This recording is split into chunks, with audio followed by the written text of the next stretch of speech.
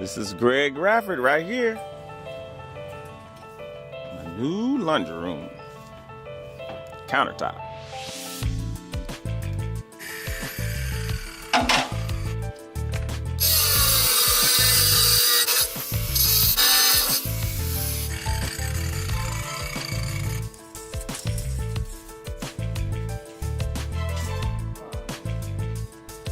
It's a resin-based product, and the quartzite is in the material. So they mix the quartzite with the resin, they're coloring, and that's how you get it. And no acetone. Is it clear caulk or that's white? Clear.